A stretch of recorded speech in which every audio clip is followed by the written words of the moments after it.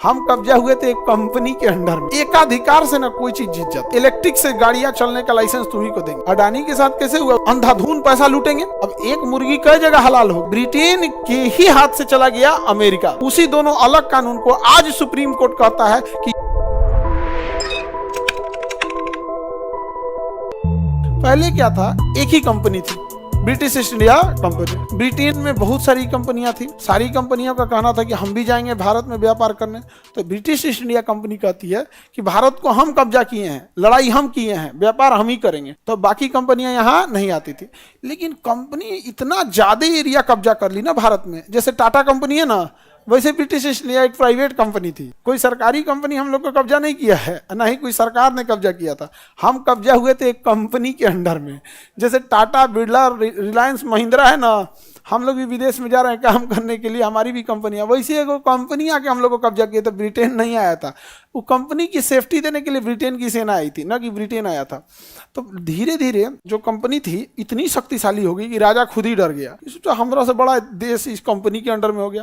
जैसे कल को मान के चलिए रिलायंस से बड़ा रिलायंस जाके पूरे एशिया पे कब्जा कर ले, तो हम लोग को लगेगा ना कि भाई पूरी अफ्रीका में कब्जा कर ले अडानी, तो हम लोग लगेंगे ना कि भाई हमारे देश से बड़का तो यही हो गया। नहीं समझा आया? तो यही होने लगा। तो डर कौन गया था? ब्रिटेन वाले एकदम डर गए थे। तो इसलिए वो कंपनी को नियंत्रण करने का प्रयास करते थे। समझ में आ गया? तो कंपनी, ब्रिटेन को लगा कि कहीं कंपनी इतनी ज्यादा ताकतवर ना हो जाए, तो वहां से 4-5 कंपनियों को भेज दिया। कहा कि तुम भी जाओ भारत में व्यापार करो, तुम भी जाओ भारत में व्यापार करो। राजा का कहना है कि व्यापार करेगा तो हमको क्या मिलेगा? टैक्स। और राजा सरकार किस चीज पे चलती है? टैक्स से। टैक्स से चलती है।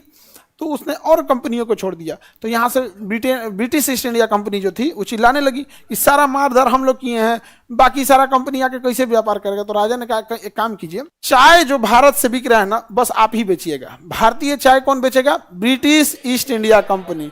ब्रिटिश ईस्ट इंडिया कंपनी, वो दूसरी कोई कंपनी नहीं बेचेगी।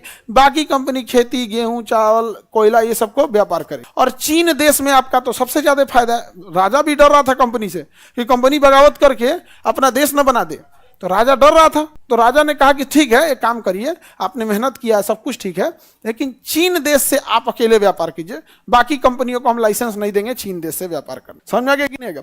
तो एकाधिकार से ना कोई चीज जीत जाता है। सपोज कीजिए कि आज गवर्नमेंट कह दे, बबनी कह दे कि तुम अपना केवल इलेक्ट्रिक से गाड़ियां चलने का लाइसेंस तुम्ही को देंगे, तो दूसरा कोई इलेक्ट्रिक गाड़ी बना पाएगा? अभी बबनी चाहे जितना में बेचे, रातों रात अमीर हो जाए। अडानी के साथ कैसे हुआ? उसने ना पावर इंडस्ट्रीज में काम करना चालू किया, बिजली घर, एयरपोर्ट, ये सब, क्योंकि गवर्नमेंट लेती है इसको। तो सरकार को भी डर था कि अचानक से ब्रिटिश ईस्ट इंडिया कंपनी को बाहर करेंगे ना तो बवाल हो जाएगा।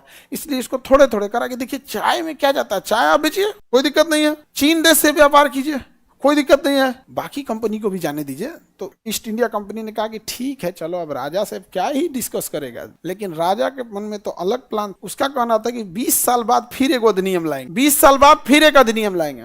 और ईस्ट इंडिया कंपनी को 2 जगह जो मोनोपोली दिए हैं, एक अधिकार दिए हैं, भारतीय चाय और चीन के साथ व्यापार, इससे भी प्रतिबंध, इससे भी एक अधिकार हटा देंगे। कह देंगे जिसको जहां व्यापार करना है करो, जिसको जहां व्यापार करना है करे।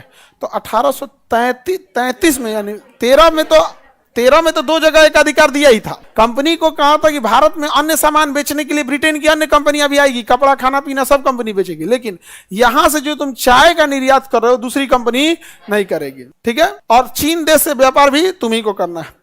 लेकिन राजा प्लान बना लिया था कि जैसे ये चीज होगी ना, 20 साल के बाद एक और अधिनियम लाएंगे और ये कंपनी को कमजोर कर देंगे और कहेंगे एक अधिकार खत्म, जिस भी कंपनी को आना है आओ। और यही हुआ भी, कंपनी के एक अधिकार को कम किया गया। देखिए एक अधिकार को क्या किया गया? कम किया गया। इसमें रोक न लगाने से अच्छा है क्या लिख देते? कम। कंपनी के एक अधिकार को क्या कर दिया? कम कर दिया। लेकिन भारतीय चाय और चीनी पे व्यापार को एक अधिकार बने रहने देना। समझ में गया? 20 साल के बाद, यानी 1833 में जब अधिनियम आता है 1833 का, तो उसमें राजा देखिए वो अपने कंपनी को कितना दगाबाजी कर रहा है। सोचिए, अपनी कंपनी को कमजोर करने के लिए कहा कि अब चीन देश से भी जिस कंपनी को जाना है व्यापार करने करो, अब भारत से चाय खरीद के लाना है जिसको करो, अब हम नहीं रोकेंगे। तो ब्रिटेन से धरधरा के कंपनियां कहां आ गई? भारत, 1833 में। तो बताइए, ईस्ट इंडिया कंपनी के एक अधिकार को, ईस्ट इंडिया कंपनी को एक अधिकार को पूर्णतः समाप्त किया गया 1833, पूर्णतः समाप्त 1833। एकाधिकार पूर्णतः समाप्त, लिख सकते हैं ना, एकाधिकार पूर्णतः समाप्त, पूर्णतः समाप्त कर दिया गया। तो अब क्या केवल ब्रिटिश ईस्ट इंडिया कंपनी थी भारत में? अब बहुत सारी कंपनियां आ गई। अब जब बहुत सारी कंपनियां आएंगी, बवाल होगा, सब ज्यादा लूटने की कोशिश करेंगे, अंधाधुन पैसा लूटेंगे। अब एक मुर्गी कई जगह हलाल होगी, एक वो भारत है, उस पर कब्जा करने के लिए ब्रिटेन की बहुते कंपनियां आ गई, तो जिसको जहां मन अंधाधुन पैसा लूटना चालू किया, सब आया, सब कंपनी वाला। अब पहले से यहाँ पैर जमा के बैठा था कौन? ब्रिटिश ईस्ट इंडिया का। अन्य कंपनियां ऐसे कहा था कि खेत में 100% टैक्स, तो किसान कहा था कि हम उगाएंगे क्या चीज, 100% टैक्स है तो हम परिवार को कैसे खिलाएंगे, उससे मतलब नहीं, टैक्स पूरा। इतना अत्याचार करना चालू किया सब। अब क्या करे सब, तो नए नए कंपनियां ऐसे, तो किसी न किसी राजा वजह का जमीन कब्जा ले रहा था, राजा वगैरह का जमीन कब्जा कर ले। इतना होड़ मचा दिया सब, इतना होड़ मचा दिया सब कि 20 सालों में, 1833 में तो खत्म हुआ, और उसके 10-15 साल जाते जाते इतना अत्याचार चालू कर दिया सब कि भारत की जनता उब गई। और इसी का नतीजा हो गया कि 1857 की क्रांति हो गई। क्योंकि एक कंपनी थी तो उसको कई थोड़ा लूटती, तो हर जगह से उसके पास एक बल्क में आ जाता। इतनी कंपनियां, राजा उधर मजा ले रहा था, लड़ो तुम लोग कंपनी आपस में, क्योंकि राजा पिटाया था एक बार राजा पिटाया था, कैसे पिटाया था समझो ध्यान से। राजा ने ऐसे ही कब्जा किया था अमेरिका में। कहां कब्जा किया था? ब्रिटेन का राजा ने कहां कब्जा किया था? अमेरिका। और जो उसकी कंपनी थी अमेरिका की, वो कंपनी एक हो गई और कही कि हम व्यापार करेंगे, तुमको टैक्स नहीं देंगे। तो राजा कहा कि टैक्स नहीं देगा? कैसे नहीं देगा टैक्स? एक कार्नवालिस जाके मारो। तो उसने कार्नवालिस को भेजा, उसी को, अपनी ही कंपनी को मारने के लिए। बताओ, हमारा ही कंपनी अमेरिका में, व्यापार कर रहे हो, व्यापार करो, हमारा जो टैक्स है दो।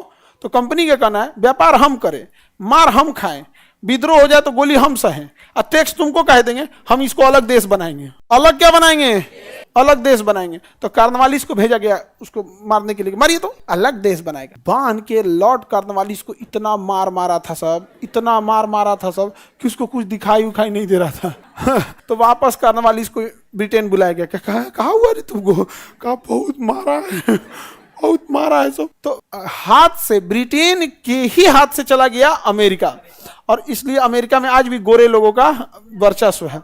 और जो वहां के मूल निवासी है ना, उनको ही सब मार डाला, सब गोली मार दिया, सब गुलाम बना के रख लिया सब। और काले लोगों को ये क्या करते थे सब ना, गुलाम खरीद लेते थे, और जब इनके यहाँ पार्टी होती थी तो उनको आपस में कुश्ती लड़वाते थे सब, जिसमें एक कोई मर जाता था, मतलब जीतता वही था जो दूसरे को मार, 2 गुलामों को लड़ रहा। बंदूक की गोली शूटिंग करनी थी तो इन्हीं के ऊपर करते थे सब। तो एकदम अमानवीय काम किया सब। और उसके बाद लॉर्ड कॉर्नवालिस यहाँ आया तो इसको कहा गया एक काम करो, तुम भारत में जाओ। तो डर रहा था भारत में जाने से पहले, ये बड़ी मार मारा है सब अमेरिका वाला, हम भारत में हम कैसे जाएंगे?